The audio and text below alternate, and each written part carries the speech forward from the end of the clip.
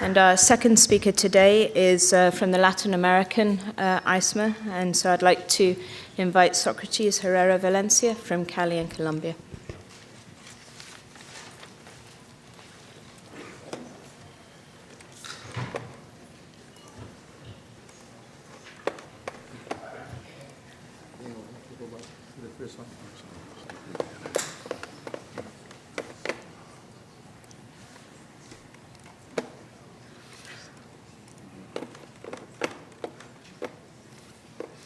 Okay, good morning, everybody. I think that I start by expressing my appreciation to the wonderful work of Peter Agre and Bill Moss and the entire group for organizing this wonderful symposium on this very opportune date. I'm very happy to be here. I'm going to present something that is extremely biased by my training and by my say parallel interest, besides the epidemiology and what is supposed to be the isomer. I am representing here the team of the Latin American isomer that we call CLAIM, and CLAIM stands for Centro Latinoamericano de Investigación en Malaria, and this is located here. When the isomer RFA was launched 7 years ago, the idea was to split or to divide the malaria situation in the Americas in two regions. The one was the Amazon region and the other one was non-Amazonian region. So, and it was our advantage being in Cali, that is located in the western part of Colombia, close to the Pacific Ocean, to try to select this. Let me know how to get the pointer. It's in the mouse only. Okay. Where is the mouse? Okay. Thanks a lot. So we selected this number of countries. We knew by that time that, remember that the entire American continent is contributing only about 3% of the malaria burden worldwide. So it was interesting the challenge of comparing this with Africa and some of the countries in Africa and Asia. And even in the region, compared with Brazil, Brazil is contributing approximately 50% of that 3% of the malaria burden in the continent. So we were prepared to face a difficult situation because we knew that Colombia was second in terms of incidence in the continent after Brazil, but we knew very little about the other countries. So we decided to propose this isomer with the idea of generating knowledge and trying to provide scientific and technical support to the governments of Colombia, Ecuador, Peru, Panama, and Guatemala, with the idea of extending the malaria control and elimination, because those countries have shown, particularly those of Central America, to move quickly towards elimination. So as it was requested in the RFA, we decided to work in the three main projects. One was in epidemiology of those regions, that all of them have very low to moderate transmission, all of them mostly with P. vivax transmission. The second one is vector biology. We know we have a tremendous biodiversity of vectors in Colombia, more than 40 species of vectors of anophelines, and we don't know exactly which of them are contributing.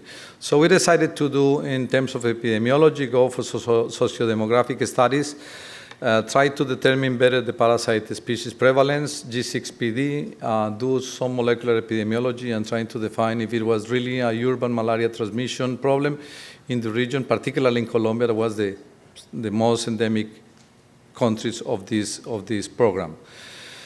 In Colombia, it had been described that about 10% of the municipalities are having or were having urban transmission, and it is extremely difficult because, it is a great problem because as dengue is being transmitted in most of those places, and now Zika, then you have the problem of the challenge of having the transmission of all the 3 or all the 4 now with chikungunya in the same places. So we decided to focus some of the effort in defining if malaria was really going on in urban settings.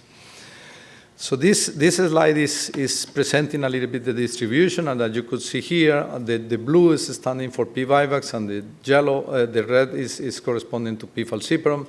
You see that you have transmission of the 2 parasitic species in all the places, starting in Colombia. But it has a significant diversity, and the diversity and variability changing with the time. As you could see here, the trend of malaria transmission is decreasing, first of all, but second, it's changing. Look at the situation in the northern part of Colombia, where you had a high transmission of Plasmodium vivax, a little bit of P. falciparum in the beginning, but it has been going down a year later in 2013. But then again, you have P. falciparum transmission 1 year later. So transmission is going up and down, and it's something we don't understand completely at this point. Why do you get, for example, here in the northern part, complete transmission of Plasmodium vivax with no P. falciparum cases? What is bringing back the P. falciparum transmission a year after? Look at the situation here in Buenaventura, close to Cali. You have this distribution of mainly Plasmodium vivax, but significant, at least 25% of P. falciparum, goes only to P. vivax, continues decreasing, but it keeps going up and down.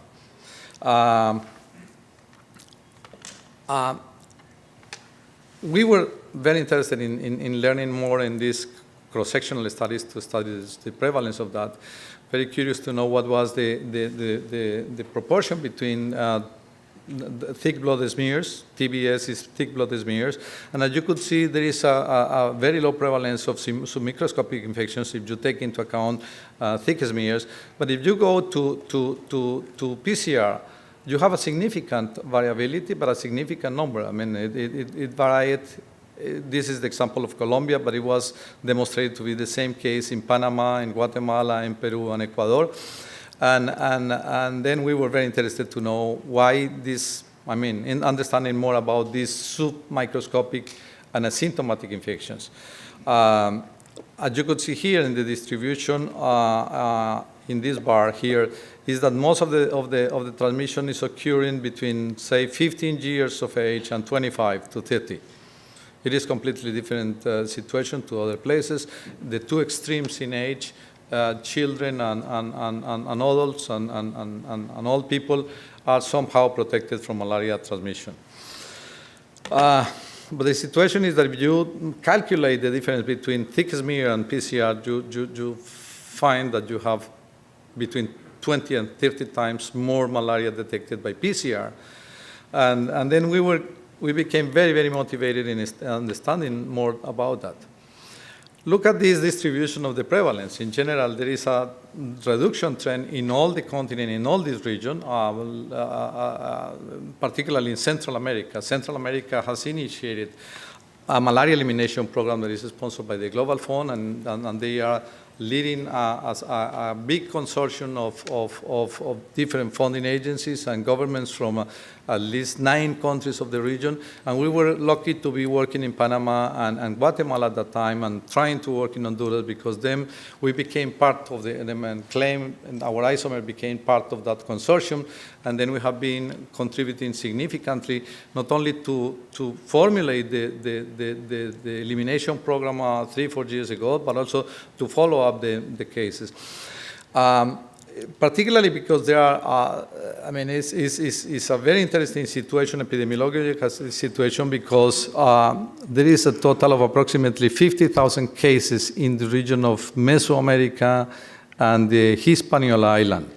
And this is equivalent to the amount of malaria that is transmitted in Colombia only. So that indicates to you that this is really going towards elimination. Countries like El Salvador and Guatemala and Costa Rica are having no more than 10 cases per year. In some years, they are not even recording a single case. So then it provided us a significant sort of opportunity of learning what happened and how is the immunology, how is the transmission, what about the vectors, what is happening when you are reaching so close to elimination in some places. But on the other hand, we are in Colombia, close to Panama, connected to Panama, and we are producing, we are the second at this time because Venezuela is producing much more malaria in these days. We are third in transmission. But the most endemic region of Colombia is connected to Mesoamerica. So if Mesoamericans are doing a job in eliminating and we do nothing in Colombia, then it's likely to fail, the program, because the elimination program, because it is known that in the last few years there is a significant migration through the jungle between Colombia and Panama. Not only Colombians, but all Latin Americans, a lot of people from Africa, from Asia, and also from Cuba, going to the States through this pathway. So it's likely that we could introduce at a given time resistant parasites from Africa and from Asia or from Colombia to Central America. Something which is interesting in Central America is that having had a chloroquine resistance many years ago described, first of all, in the first place in Colombia, they continue having complete susceptible strains to P. falciparum, to chloroquine. So I think this is very interesting in that regard, despite the fact that it's very difficult to find malaria cases. And look at the situation here. P. vivax, that is in blue, is decreasing progressively, but the little amount of P. falciparum is remaining stable. So this is something that we cannot understand so far. I think that it's a matter of the vectors that are transmitting the one and the other, and this is something that is included in our prospective studies. So then, because of this amount of asymptomatics, we ask a number of questions that we have been successful in and happy to be able to answer. The first one is, are these guys really asymptomatics, or are simply the coincidence that we didn't follow them up? So we started doing some follow-up of these asymptomatics. Do they carry gametophytes? And if they carry gametophytes, are those gametophytes infectious? And is there any transmission blocking immunity? How could it be that you have this big amount of individuals that are clinically immune or clinically asymptomatic? And do this clinical immunity correlates with the transmission blocking immunity or not? Then what we were able to do is, yes, they are asymptomatic. Many of these individuals remain asymptomatic. In Colombia, if somebody is asymptomatic, by rule, by the guidelines of the Ministry of Health, you don't treat the asymptomatic, you treat only symptomatic people. So we were able to follow them, and some of them remain asymptomatic for up to 1 year.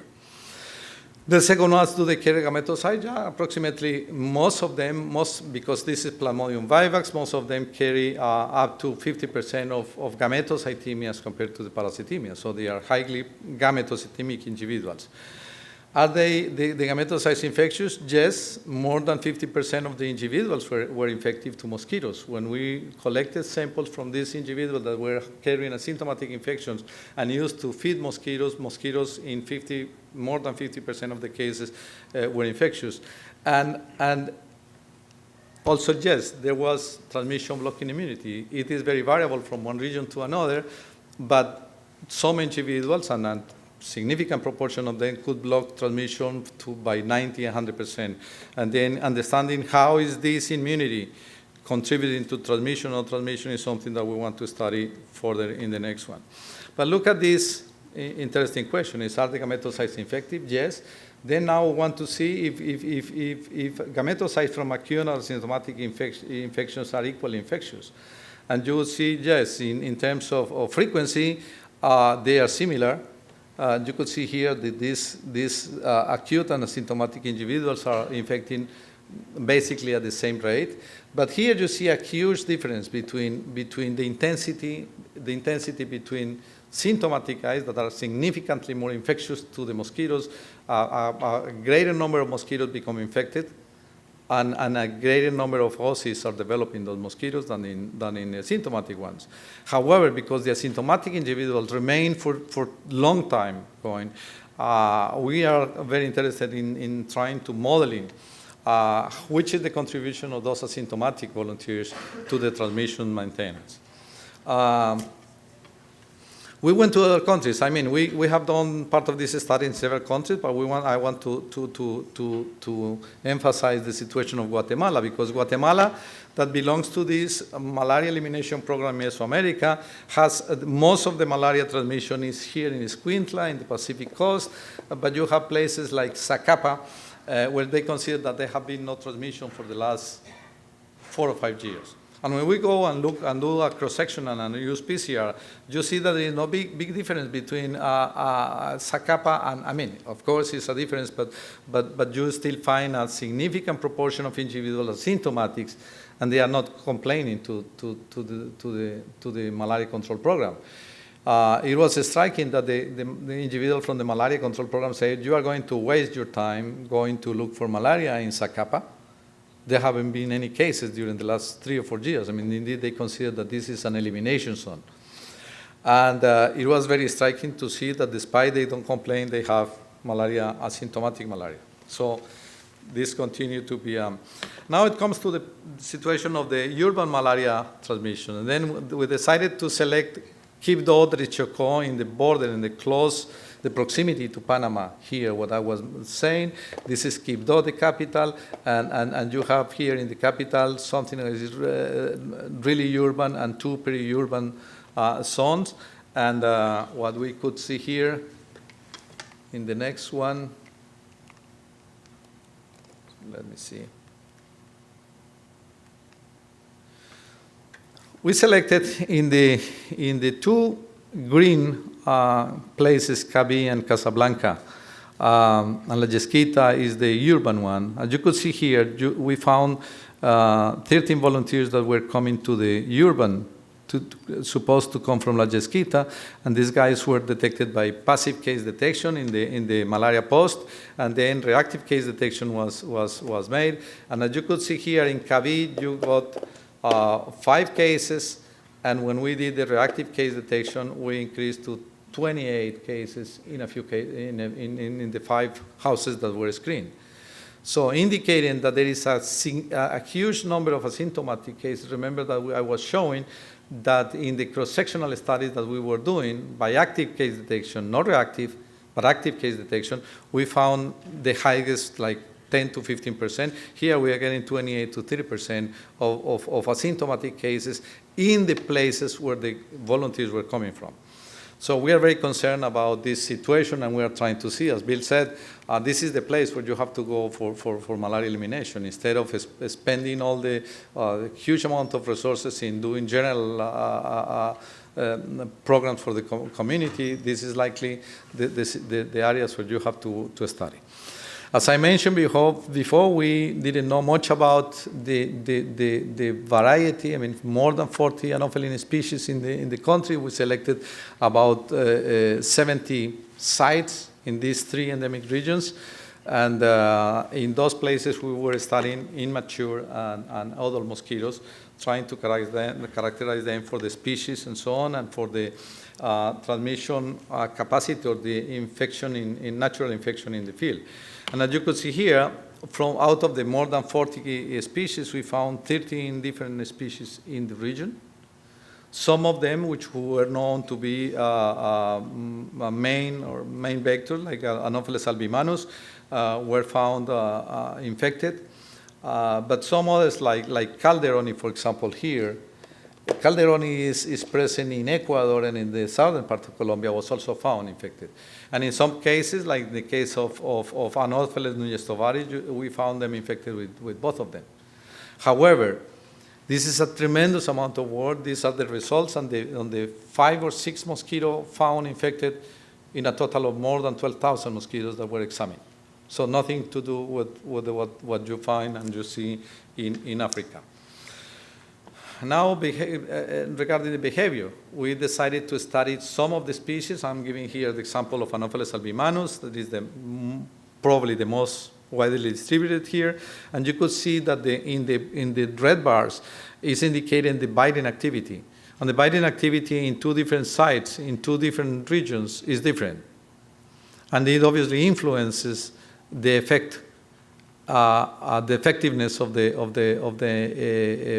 insecticide-treated bed nets. So now we are trying to estimate which is the situation with the other vector species that we know, first of all. How many of those are biting indoors, which of those are biting outdoors, and which might be the real impact of this massive bednet distribution. So this is contributing to trying to determine not only the behavior, but also the genetics of differences that might exist in these different species that we find in the region. Very little is known about what is the clinical profile and the pathogenesis that is in this region. Much more is known from the Amazon, but here we have different type of communities. All the Pacific coast here of the continent is populated mainly by African descendants and by Indian communities, and is significantly less known about how is the behavior of the disease in those individuals, many of them Duffy negatives, and with many other genetic traits that control malaria. So we decided to initiate some studies on the clinical profile. As you can see here, it confirms what we have already seen, that most of the transmission is occurring between 10 and 30 years of age. Again, here is ratifying the fact that most of the infection here is produced by P. vivax, whereas here is mainly P. falciparum, and this is obviously associated with Duffy negative individuals in those regions. So, but it provides a very interesting situation to understand how is it going, and how the immunity that might be developing in those Duffy negative individuals, both to P. falciparum and to the pre-erythrocytic stages of P. vivax, are contributing to the overall immunity of the community. So we have been studying other features of that. Look at this. We have concentrated the last 2 years much more in trying to study the complicated malaria cases. We have focused on those, and we are doing basically a clinical laboratory paraclinical studies, trying to determine the participation, for example, of liver and lung and kidney disease and anemia, to other more severe complications. And we can tell you is that we haven't found cerebral malaria, for example. There is very little of lung diseases. And as compared to Africa, there is a proportion of approximately 30 to 40% of anemia, very, very mild anemia. Is the presence of severe anemia, as it is described in other places, is extremely low, less than 1% in this, and mortality is extremely low. So we studied some other features, like, as you can see here, thrombocytopenia is highly prevalent, jaundice, severe anemia is low, but as I mentioned, there are no high mortality, and there are not these severe complications, despite we are very actively looking for complicated cases. Now it becomes the bias of our group that was initially funded, and this is also to be blamed. NIAID is to be blamed because 15 years ago they funded us a TMRC program to develop to study P. vivax malaria vaccines. And then we have been in parallel doing that, and it correlates in the end with what we are doing with the isomer. So we have, as you can see here, contact with all the communities, all the endemic communities that I have mentioned. We have insectaries, we have a primate center, we have laboratories, we have a very good relationship with high-level clinics and hospitals in Cali, and obviously all the field sites. And then we have been following an approach to study and to focus most of our work in the pre-erythrocytic and the transmission-blocking vaccines, trying to understand the immunity in those two cases. And for that, we have developed a system to routinely produce sporozoites and use these sporozoites in P. vivax to challenge naive and semi-immune volunteers. So we have done the system in which we go to the field, we collect samples from an endemic. Remember that we cannot culture P. vivax yet. Then we have to collect samples from somebody who is sick. do a blood screening for all the other co-infections that might exist in the region, including the need to ascertain that the P. vivax is the only species infecting the individual, go and infect the mosquitoes using this glass device, the current membrane feeding assay. And then we have done up to now 3 trials just to optimize this model. In the first one, we tried to use 3, 6, and 9 mosquito bites, and we found that the 3 doses of mosquito bites were exactly the same in terms of developing reproducible infections. As you could see here, the preparing period in this case is about 10 days to produce reproducible infection. The 3 of them produce exactly the same outcome. In the second one, we decided to do in a second trial to take 3 different mosquito lots from different patients, to repeat it with the lowest dose, 3 mosquito bites, and it was completely reproducible. And in the third one, we had the chance to take a number of individuals, 10 individuals from a non-endemic area, 10 individuals from the endemic sites, challenge them all, and they developed, for our surprise, exactly the same preparing period. The difference was, however, that while individuals from the non-endemic region, from Cali, were very sick by day 10, the other ones were very happy, having no symptoms and signs of malaria. And then this is very interesting, because we are used to think that you have to have the transmission intensity that you have in Africa to become immune, clinically immune. And here you have people with 2 or 3 malaria cases in the past who are already developing a significant good immune response to at least clinical immunity. Using this system, we have done two things. Concentrate a lot of work in the pre-erythrocytic phase, but also doing a lot of transmission studies, transmission blocking studies. In this one, I want to for example, present the example of irradiated sporozoites of P. vivax that was done. This is an experiment that was done 40 years ago. And since then, in a single patient, and since then, nobody has done it again. So we took the effort to do it in more than 20 patients, including in this experiment, in this study, Dophi-negative volunteers. You know, Dophi-negatives don't become infected, but you can expose them to live sporozoites. And then we wanted to compare what happened if you immunize these Dophi positive with irradiated sporozoites.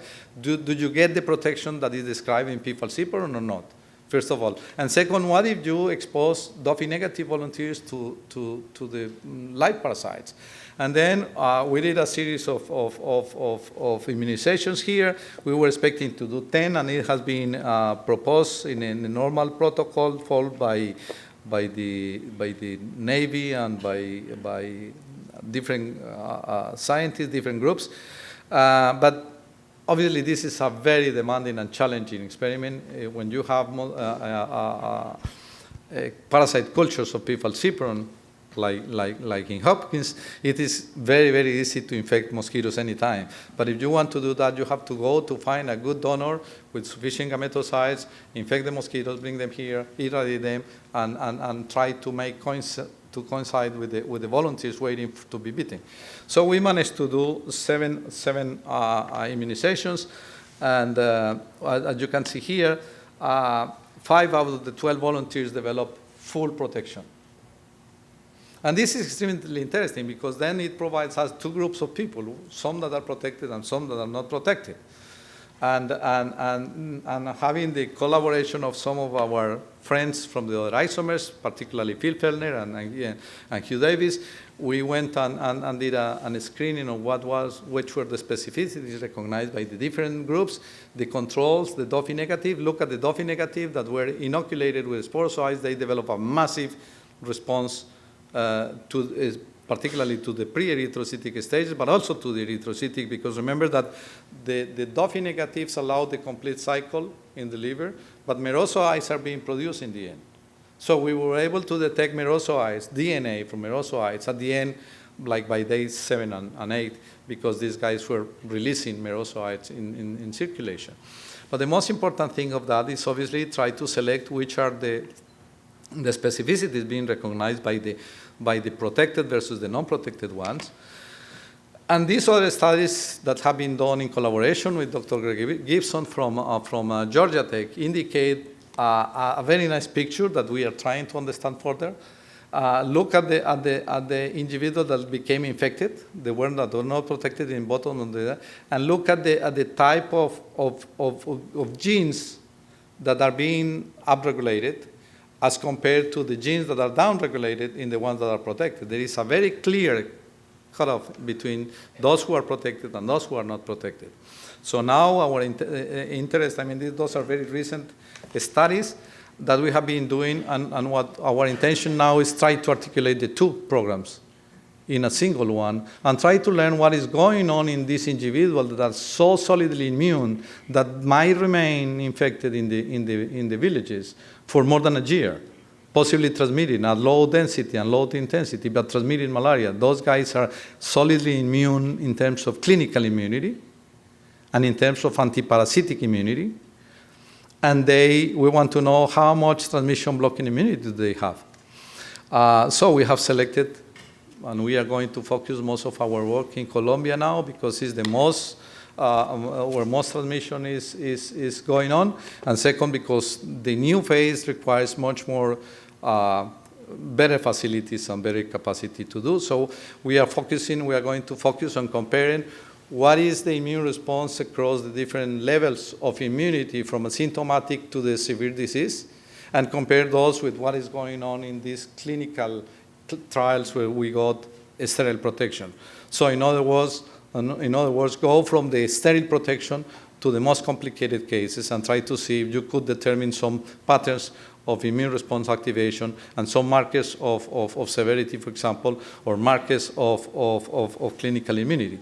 The second one is that we want to do further studies in transmission blocking immunity and trying to determine if, for studying transmission blocking immunity, any vector is acceptable. Remember that we are using for P. falciparum mainly Anopheles gambiae, Anopheles stephensi, and Anopheles dirus in Asia. But we don't know anything about if we use the albimanus, that is very easygoing, or we use the Darling that is a little bit more difficult to deal with. Are these two vectors transmitting equally, P. falciparum and P. vivax? Are they preferring one or the other? Are they the ones explaining why in Colombia P. vivax is going down and P. falciparum is staying there? So we are going to focus a lot of our work in there. But also we are going to select, by using high throughput systems, which might be the antigens associated with transmission blocking. I mean, somehow some antigen discovery in terms of transmission blocking. And use also a lot of transcriptomics and immunomics to determine what's going on and what can we learn in terms of the severity of the disease related to the immune response. And we can somehow contribute to determine the feasibility and the likelihood of a sexual broad stages vaccine. So I'm somehow sorry to bias a little bit the presentation from the isomer, exclusively isomer, but this is the way and this is what we are doing in our group. You understand that it's a huge amount of people that we couldn't fit it into the slides, so I apologize for those that might not be here, that are equally contributing, but a special thanks to the volunteers that have accepted in the field and in the clinical trials to contribute to these so boring and challenging studies. Thanks a lot.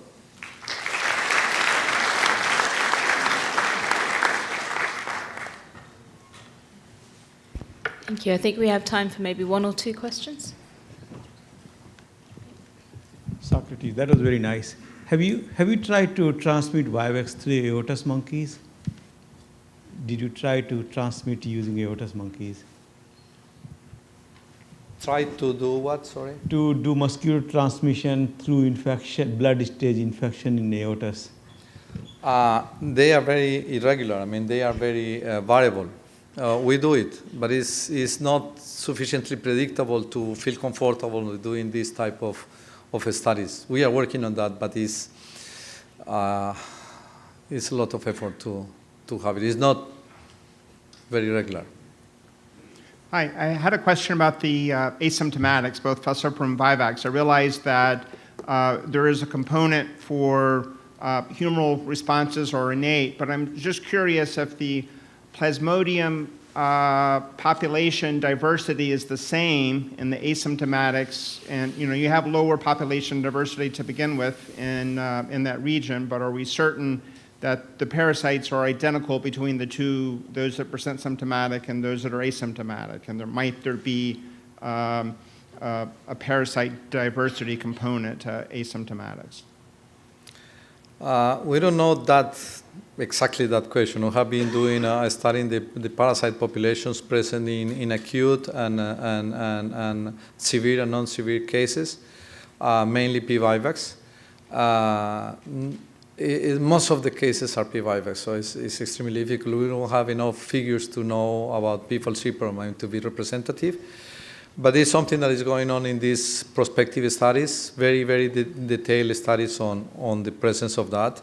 And we have particular interest in learning more about the populations that are circulating and are staying in the different places, in the different levels of immunity, particularly also because there is a lot of migration in Colombia nowadays. It has been always that way, but because there are negotiations between the government and the guerrillas that have been fighting for 50 years. Lots of people appear to be coming already from the endemic regions where they were hiding and fighting to the less endemic and to more central places. And we start having transmission in the neighborhood of Cali, that is a non-endemic region. And then it's extremely interesting to be able to track what are the parasite populations that are coming. And again, if the ones that are staying and remaining in an asymptomatic individual are similar or different from the ones that you are having in the, say, more severe cases. Thank you. Thank you. Thanks.